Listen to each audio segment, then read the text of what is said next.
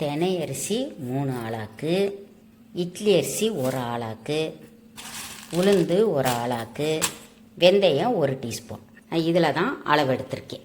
இப்போ இந்த அரிசி ரெண்டையும் ஒன்றா ஊற வச்சு கழுவிடணும். அதே மாதிரி வெந்தயமும் உளுந்தும் ஒன்றா ஊற வச்சு கழுவிடணும்.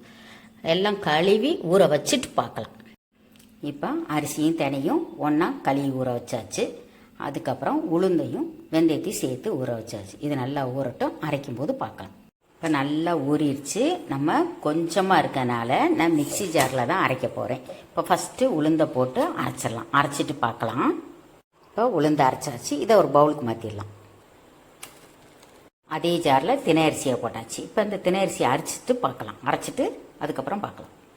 இப்போ தினை அரிசியை அரைச்சாச்சு. கொஞ்சம் குருணையாக அரைக்கணும்.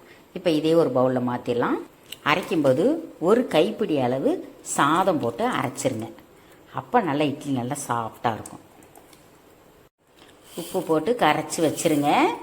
அதுக்கப்புறம் காலையில் புளிக்கட்டும். எப்படி இட்லி ஊற்றலான்னு பார்க்கலாம். மாவு நல்லா பொங்கிருச்சு. இட்லி ஊற்றிட்டு பார்க்கலாம். இட்லி ஊற்றியாச்சு. வெந்ததுக்கப்புறம் பார்க்கலாம். இட்லி வெந்துருச்சு, எடுத்துடலாம். அவ்வளோதாங்க, தினை இட்லி ரெடி ஆயிடுச்சு. ஒரு ஹெல்த்தியான பிரேக்ஃபாஸ்ட். கண்டிப்பாக ட்ரை பண்ணி பாருங்கள். தேங்க்யூ.